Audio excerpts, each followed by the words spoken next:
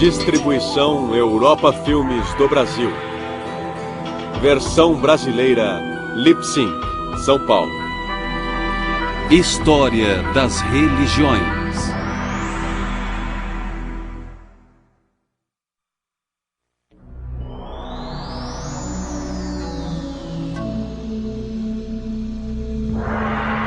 Clássicos e mitos do Mediterrâneo.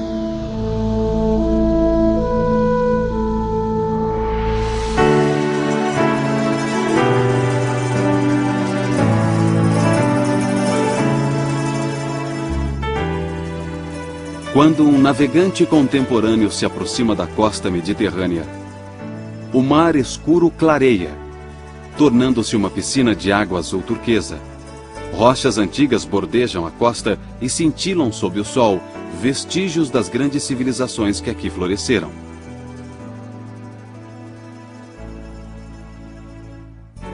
O mar Mediterrâneo sustenta civilizações há milhares de anos. É o maior mar do mundo. Acreditava-se que grandes deuses e deusas comandavam estas águas e as terras a seu redor. Teriam regido também os céus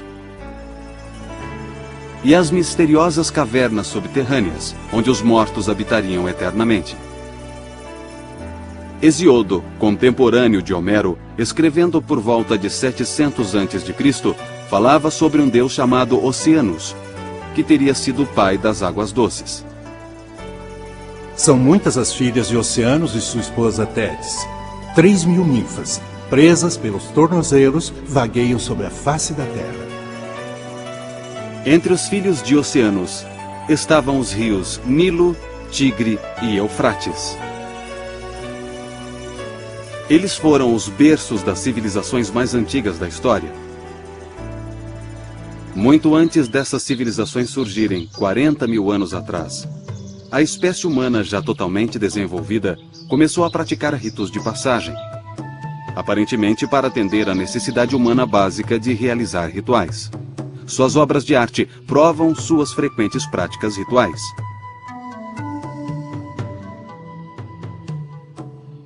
Estas imagens refletiam a crença num mundo cheio de espíritos, ou animai, com os quais podiam se comunicar.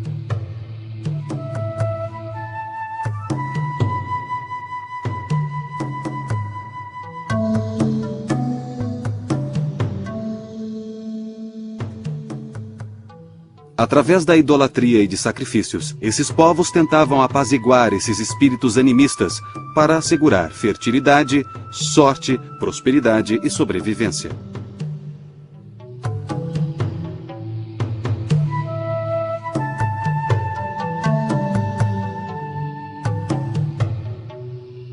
Esses primeiros humanos migraram pelo mundo a pé ou em jangadas, andando ou navegando por passagens de água rasa criadas pelas variações do nível do mar. Estas variações foram causadas pelo começo e fim de várias eras glaciais, ao longo de dezenas de milhares de anos.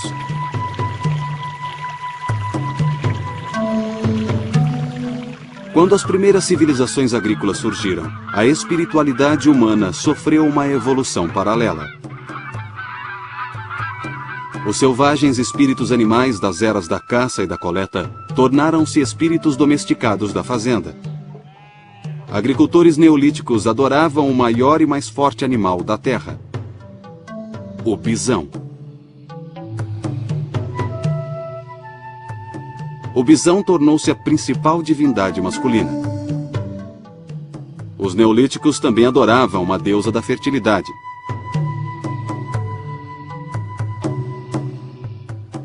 O objetivo de tanta adoração era garantir terras férteis e boa saúde para as colheitas, animais e humanos. Acima de tudo, o agricultor neolítico queria manter uma harmonia natural entre os animais, as plantações e o sol e a chuva, tão vitais para a fertilidade e o crescimento. Este anseio por harmonia cósmica foi a força motriz por trás da espiritualidade primitiva. Assim como a colheita produzia alimentos para o presente e sementes para o futuro, a morte para os humanos seria a colheita e o renascimento do espírito. A harmonia da natureza era abrangente, e o sol, a lua e o céu supostamente representavam os bisões e vacas de suas fazendas. Os rituais antigos refletiam essa harmonia, e certamente as culturas primitivas criaram os mitos para explicar essa ordem cósmica. No delta, entre o Tigre e o Eufrates, surgiu a primeira civilização da Idade do Bronze, por volta de 3000 a.C. Estas eram as cidades-estados da Suméria. Esta civilização mesopotâmica marcou o início da história registrada. Um dos primeiros historiadores do mundo foi um autor desconhecido, que por volta de 2000 a.C. escreveu um poema, descrevendo o nascimento de sua terra natal, a Suméria. Quando nem o céu tinha nome, quando nem a terra tinha nome, e só existia Apsu, a primeira água doce, o pai, e Tiamat, a água salgada, a mãe, suas águas calmamente uniram-se. Este mito sobreviveu e difundiu-se porque milhares de anos antes, por volta de 3000 a.C., os sumérios tinham inventado um sistema de escrita chamado cuneiforme. Esse sistema foi usado pela primeira vez para registrar inventários, mas depois os sumérios o usaram para registrar sua dedicação aos seus deuses e mitos. Isto é o mais incrível sobre os sumérios. A sua maior contribuição foi provavelmente a língua. A língua suméria e a escrita cuneiforme dos sumérios sobreviveram à queda do Império Sumério e continuaram sendo usadas por muitos, se não por todos, os outros povos e civilizações da Mesopotâmia, como uma língua erudita. Assim como o latim, que sobreviveu à queda do Império Romano, tornando-se a língua dos eruditos durante a Idade Média. Eles descreveram cenas vívidas de deuses e deusas que regiam os céus, controlavam a existência humana e determinavam o destino de impérios. A cultura suméria marcou um grande avanço para a civilização humana. Surgiram centros urbanos, tais como Ur, Larsa e Kish. Eles criaram um sistema de leis e de governo para controlar o sofisticado sistema de irrigação que incrementava a produção agrícola.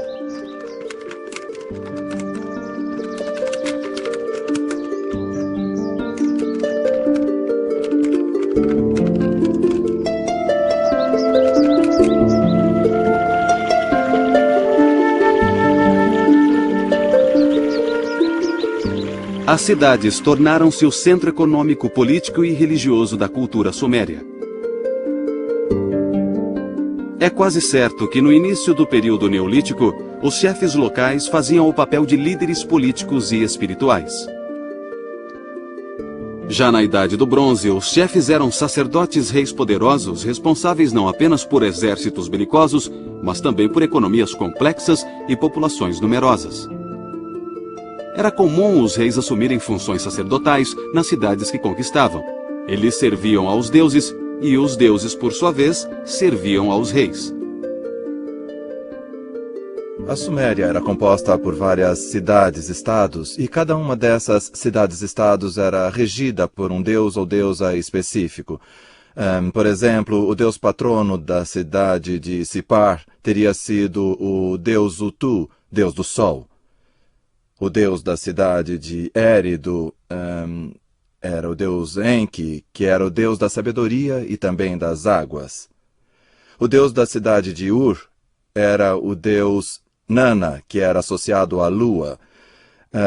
A grande cidade-estado de Uruk era regida pela divindade matronal Inanna, a grande deusa chamada Rainha do Céu e da Terra. Ao fim do dia, a estrela radiante, a imensa luz que preenche o céu, a dama da noite surge no céu, e povos de toda a terra erguem os olhos para ela.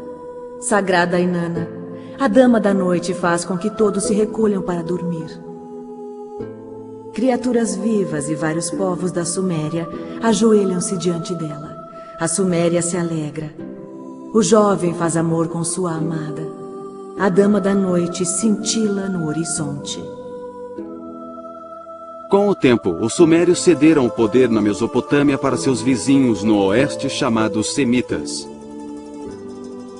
Desde que os semitas surgiram no litoral leste da bacia mediterrânea, sua mitologia e religião passaram a influenciar o mundo. Esta influência acabaria dando origem ao judaísmo, cristianismo e islamismo. Um rei semita chamado Sargão, junto com seu neto, Naram-Sin, fundaram a primeira dinastia semita por volta de 2300 a.C. O sucessor de Sargão e Naram-Sin foi um governante semita chamado Hammurabi, que viveu no século XVIII a.C. Hammurabi governou o que viria a ser a mais famosa e mais influente cidade semita do segundo milênio antes de Cristo, a Babilônia. A magnífica cidade da Babilônia ficava às margens do rio Eufrates. O Código de Leis Hammurabi tornou-se um modelo de administração civil. Eram leis muito complexas que tratavam de vários assuntos, inclusive questões comerciais, e envolvia o que podemos chamar de lei da retaliação, ou seja, olho por olho, dente por dente, que parece meio radical quando pensamos nisso a princípio, mas se você pensar um pouco mais, ela não é tão radical quanto parece. Se alguém arrancasse o seu olho, ou pior, talvez o olho do seu filho, você tenderia a revidar com mais violência, não só arrancando o olho alheio, mas a lei diz, você não irá além do olho por olho, dente por dente. A cidade também foi um centro religioso durante centenas de anos, promovendo festivais de Ano Novo para louvar o grande deus Marduk. Os arqueólogos encontraram várias tábuas com escrita cuneiforme, onde escribas babilônicos registraram seus grandes épicos mitológicos. Entre os épicos mais fascinantes está o antigo relato sobre o mito Gilgamesh. No início da história, temos uma descrição de Gilgamesh. O épico descreve como sendo 2/3 Deus e 1/3 humano. E Enkidu, o monstro enviado por deuses para matar Gilgamesh, ele é descrito como parte animal e parte humano. Na verdade, conta-se a história da humanização que ambos sofrem.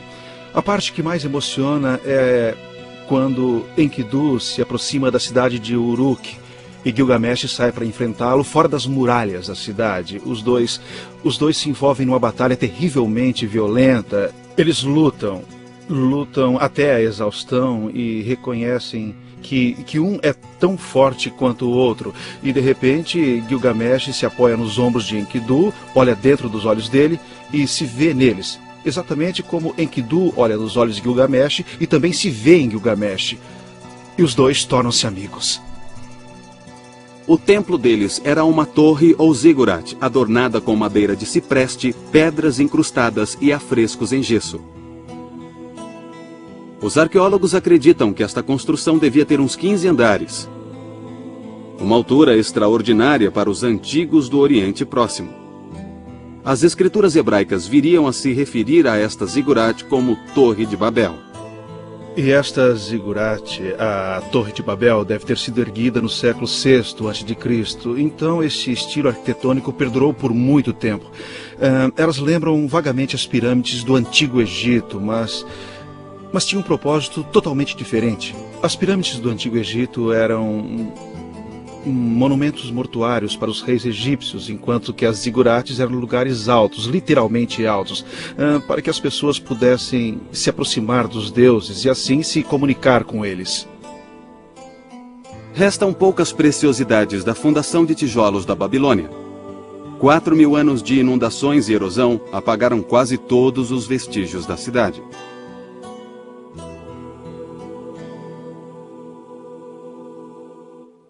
Enquanto a civilização florescia na Mesopotâmia, a muitos quilômetros ao sul surgia outro poderoso reino da Idade do Bronze. O rei Menés tinha unido o Baixo e o Alto Egito em 3100 a.C., criando o incipiente Império das Duas Terras.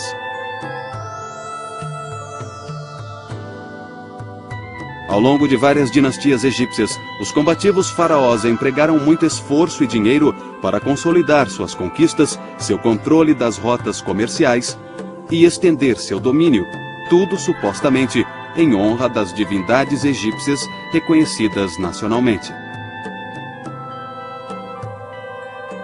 Cada cidade era seu próprio centro religioso, e cada uma difundia seu próprio mito da criação.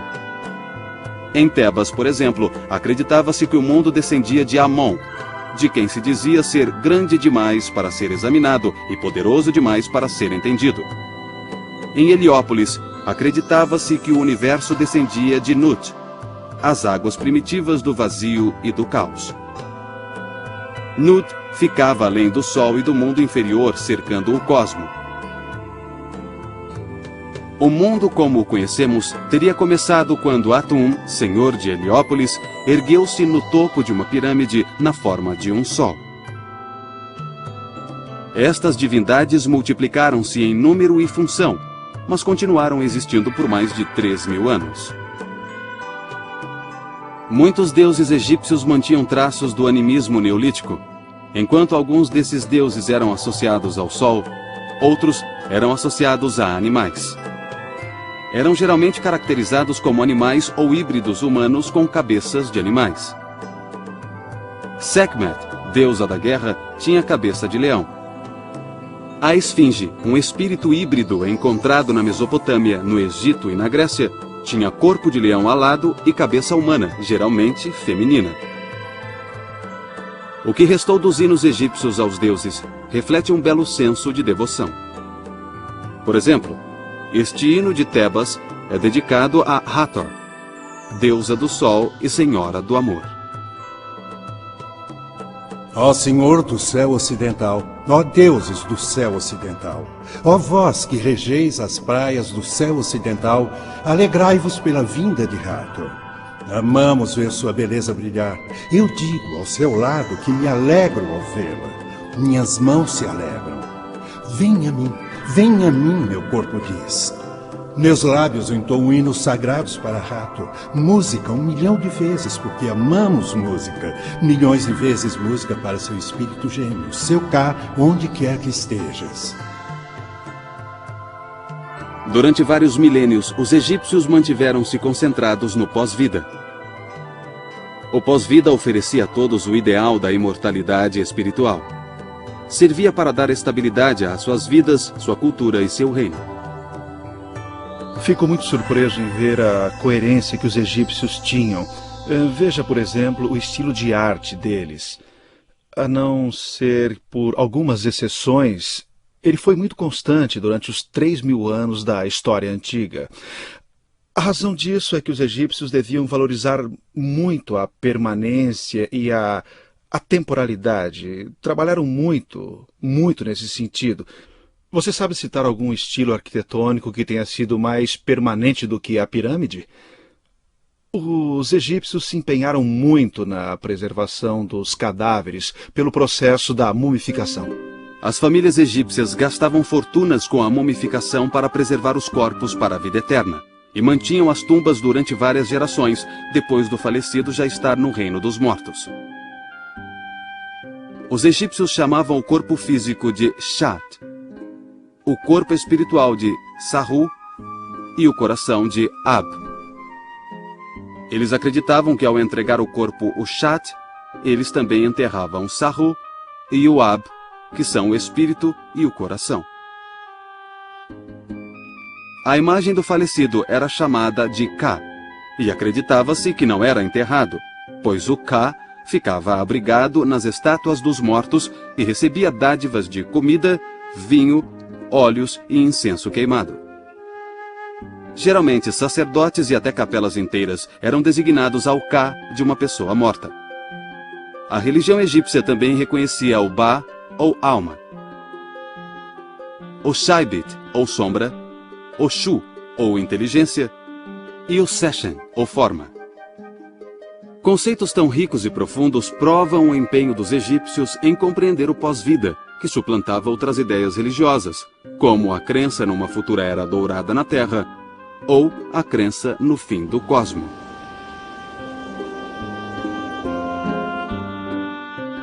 O século XIII a.C. foi desastroso para os egípcios, agora continuamente atacados por vários povos do mar do Mediterrâneo.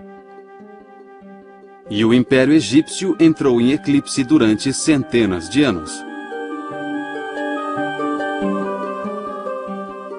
Por volta de 1600 a.C., uma segunda leva de tribos semitas começou a florescer mais a oeste ao longo da costa mediterrânea. Esta é a área que mais tarde viria a ser chamada de Levante, Síria-Palestina ou Canaã. Esses semitas também ficaram conhecidos por nomes tribais como fenícios, cananeus e hebreus. Os fenícios moravam, sobretudo, nas cidades de Tiro e Sidônia, ao longo da parte central da costa. Mas eles não se contentaram em ficar em casa. Como nação, eles não tinham grandes forças expedicionárias, nem controlavam vastos impérios militares. Eles conquistaram o Mediterrâneo com navios mercantes e colonos.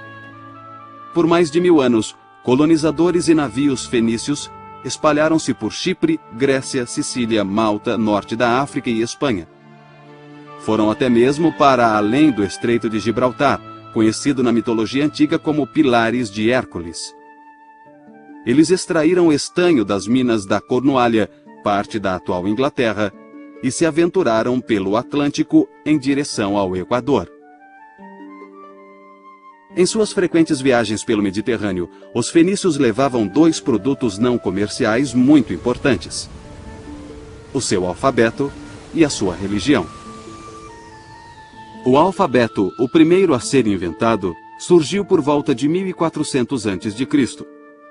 Era uma grande evolução perto dos complicadíssimos e imprecisos sistemas cuneiforme e hieroglífico usados na Mesopotâmia e no Egito. O alfabeto fenício, mais tarde, serviria de base para os alfabetos grego e romano e posteriormente serviu de inspiração para o alfabeto inglês. O principal deus fenício era Baal, ou Bali. O termo Baal refere-se, na verdade, a várias deusas da fertilidade dos cananeus e dos fenícios. Os cananeus eram essencialmente um povo agrícola que adorava uma variedade de deuses agrícolas e da fertilidade. Baal era o deus das tempestades e o deus da chuva. E, como deus da chuva, ele fertilizava o gado e os campos, por exemplo, pois, através da chuva, o gado engordava. Aprendemos muito sobre esses deuses Baal em textos fenícios da cidade real de Ugarit. Esses textos nos deram uma imagem de Baal que, ironicamente, o retratam como tendo características muito parecidas com o Deus da Bíblia. Por exemplo, por ser o Deus das tempestades, Baal cavalga as nuvens. Exatamente como o Salmo 104 relata que Deus da Bíblia cavalga as nuvens e o vento. Baal, como Deus da Bíblia, era um juiz e garantia a justiça. Eu acho que esses paralelos sugerem que os antigos israelitas, sobretudo durante o século VIII e IX, lutaram muito no seu íntimo para decidirem a que Deus eles seriam leais. Mais tarde, os hebreus migraram para o que a Bíblia chama de terra do leite e do mel. Esta é a região conhecida como Canaã, Palestina e, desde 1948, Israel. Em meio ao tumulto dos séculos XII e XIII a.C., várias cartas hititas com escrita cuneiforme falam sobre um povo do Ocidente chamado Arriauans. Os egípcios os chamaram de Aquish, e Homero chamou-os de aqueus. A história chamou-os de gregos. Os gregos surgiram na Grécia por volta de 1600 a.C. São diferenciados de seus antecessores na Grécia, porque eles falavam grego e seus antecessores não, e adoravam deuses e deusas gregos, aqueles que conhecemos como Zeus, Hércules, Atena e outros. Eles se estabeleceram na Grécia por volta de 1600 a.C. e durante os 2 séculos seguintes tornaram-se muito poderosos e muito ricos. Grande parte desse poder e riqueza veio de sua habilidade militar, de saberem lutar contra invasores e guerrear como mercenários em outras terras, mas também enriqueceram com o comércio.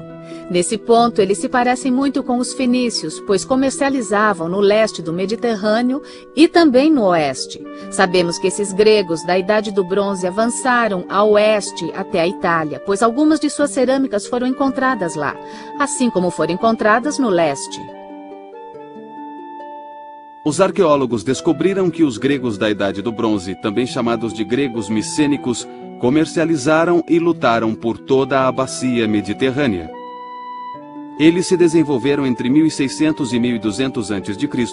e trouxeram seus tesouros e saques de volta às cidadelas de Micenas, Tirins, Tebas, Orcômenos e Pilos. Os gregos micênicos às vezes se ofereciam como mercenários no estrangeiro. Numa dessas aventuras, eles viram as grandes tumbas do Egito. Viram os rituais místicos egípcios na preparação dos mortos para o pós-vida. Impressionados com esses rituais, os gregos micênicos os adaptaram às suas próprias crenças. No fim do século XIII a.C., as cidadelas micênicas, a capital hitita na Anatólia e a cidade mesopotâmica de Ugarit, estavam em ruínas. Piratas vagavam pelo Mediterrâneo e as grandes civilizações da Idade do Bronze ruíram sob seu próprio peso militar. Demoraria séculos para a Grécia voltar a exibir algum sinal de vida.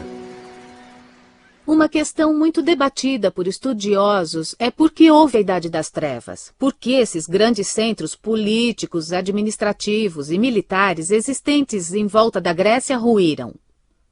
Um estudioso chamado Robert Drew sugeriu que, na verdade, a classe baixa, os trabalhadores, os que serviam no segundo escalão do exército, é que se tornaram muito poderosos e passaram a comandar todas aquelas comunidades, tomando as cidadelas e fortificações das pessoas que anteriormente as dirigiam.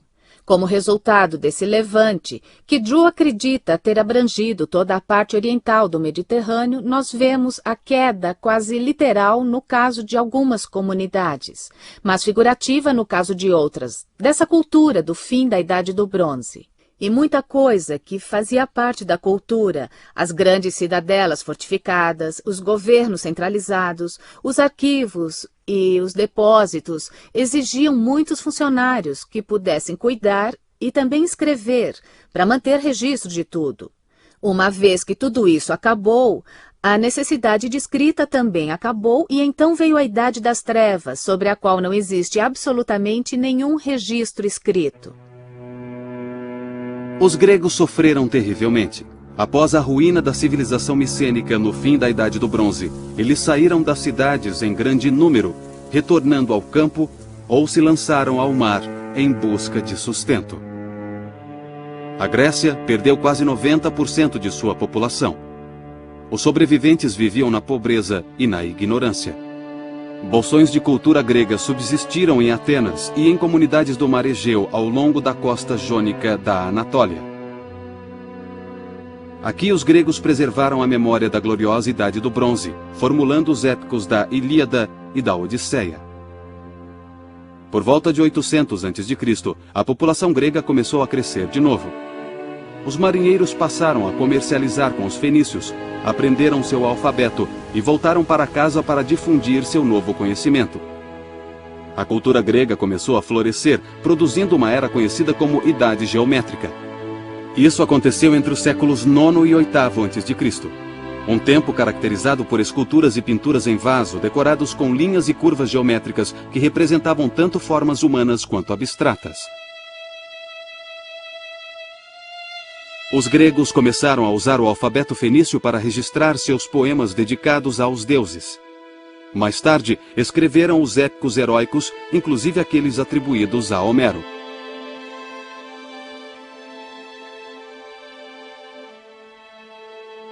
Embora as cidades-estados gregas fossem muito competitivas e belicosas, elas começaram a se reunir a cada 4 anos em santuários pan-helênicos recém-instituídos, que na verdade eram locais para reuniões nacionais.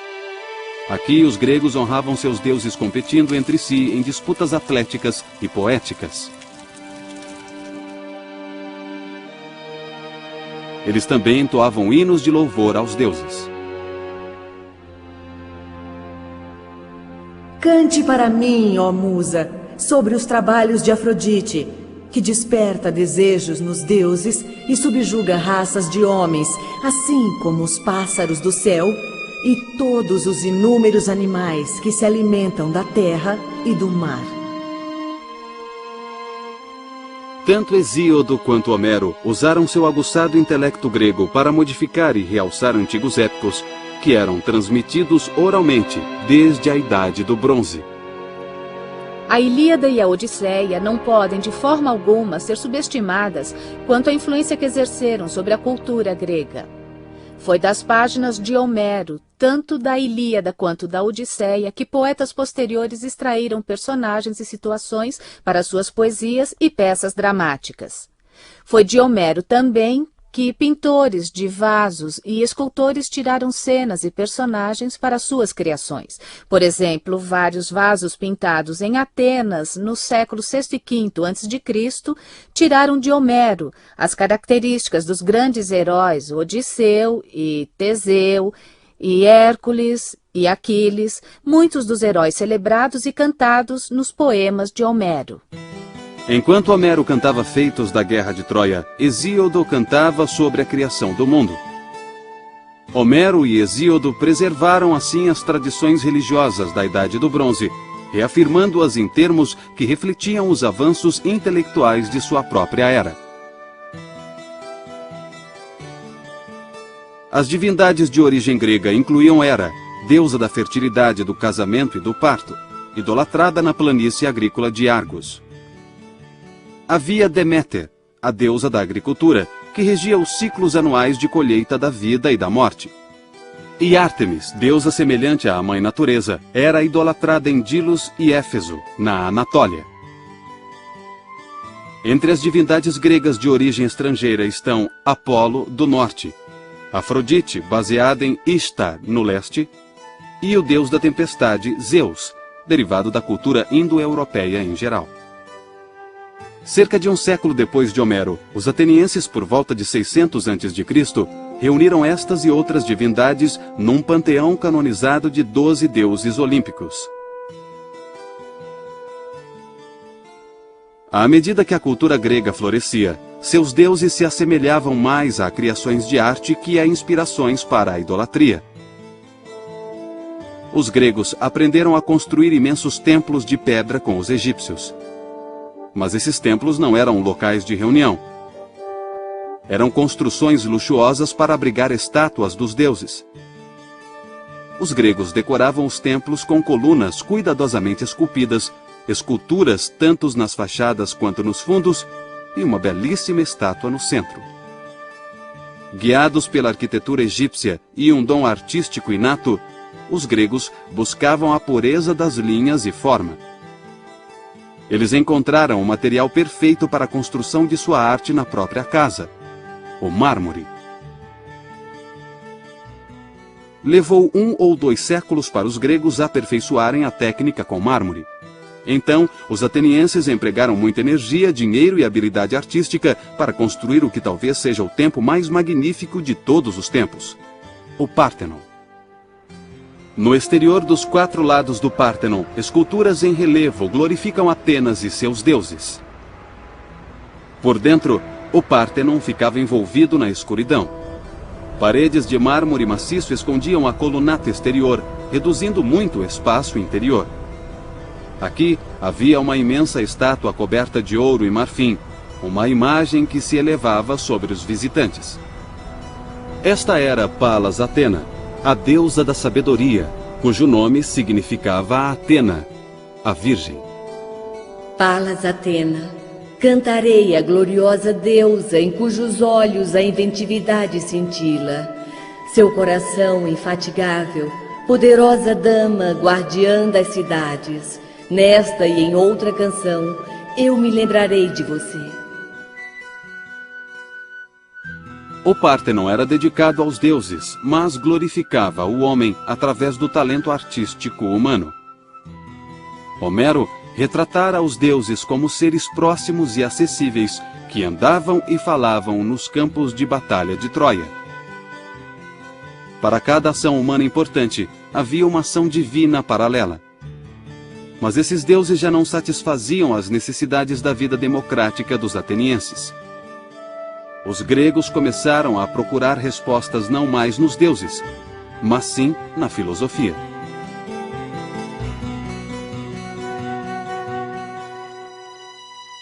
Neste ponto da história, por volta do século IV a.C., a cultura, a religião e a filosofia gregas estavam relativamente livres de influência externa. Então, um vizinho da Macedônia, Alexandre o Grande, invadiu a Grécia e a Pérsia. O pai de Alexandre, Filipe, tinha decidido criar seu filho para ser rei. Então ele providenciou os melhores tutores que estavam disponíveis, inclusive o famoso Aristóteles. Então a educação de Alexandre foi abrangente e incluiu não só filosofia, poesia e música, mas também política e táticas militares.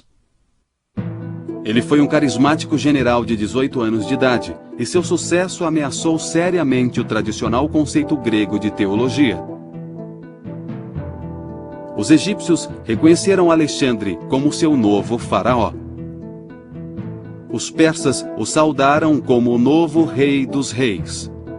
Para esses povos subservientes do Oriente, Alexandre era Deus na terra e ele permitia que o idolatrassem. Mas em um episódio famoso de sua curta, porém brilhante carreira, Alexandre notificou aos atenienses que eles também deviam adorá-lo como um deus. Eles se recusaram. É errado ignorar as diferenças entre homens e deuses.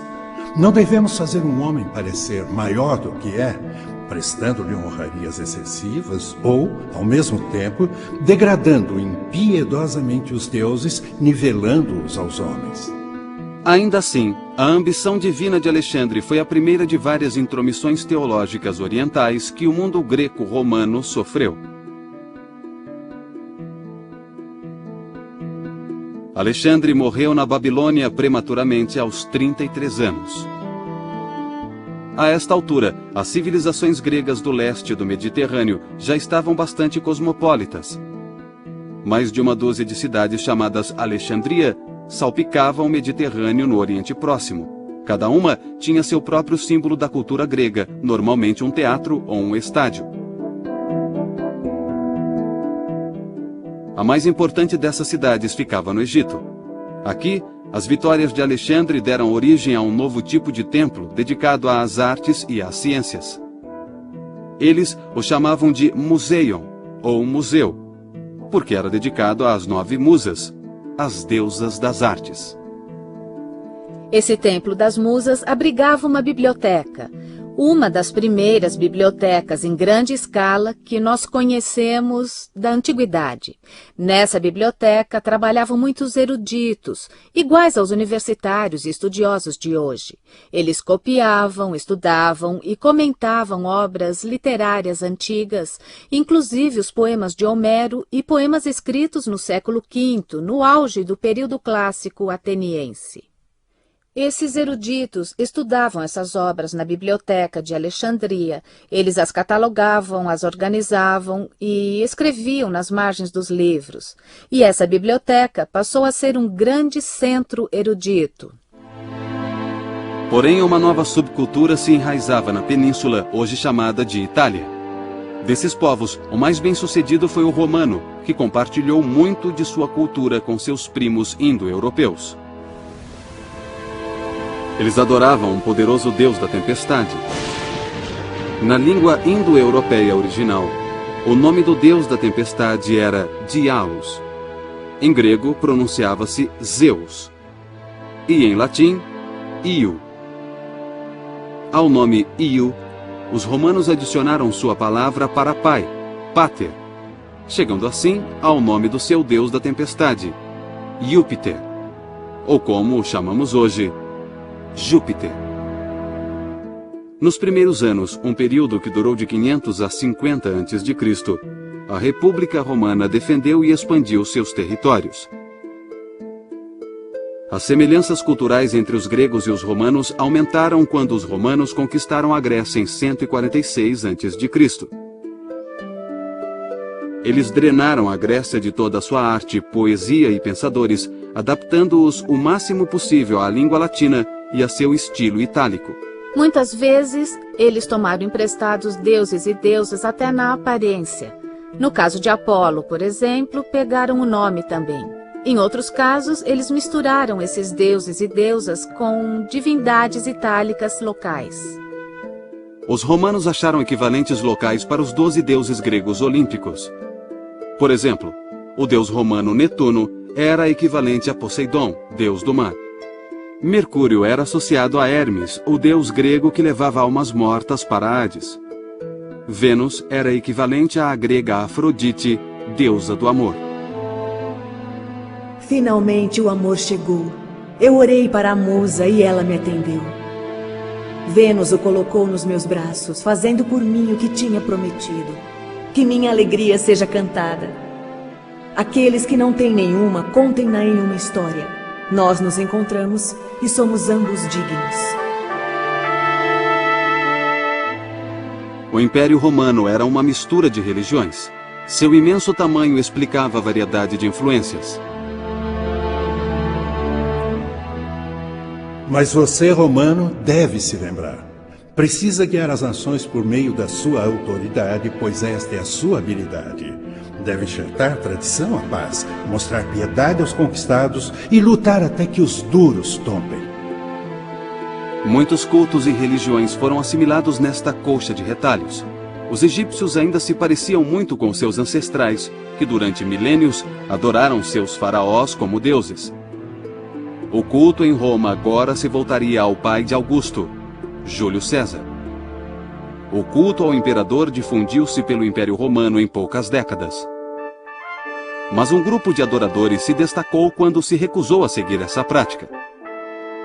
Era um grupo de judeus palestinos que acreditava num Salvador a quem chamavam Cristo. No início, o cristianismo era um entre vários cultos das terras conquistadas por Roma.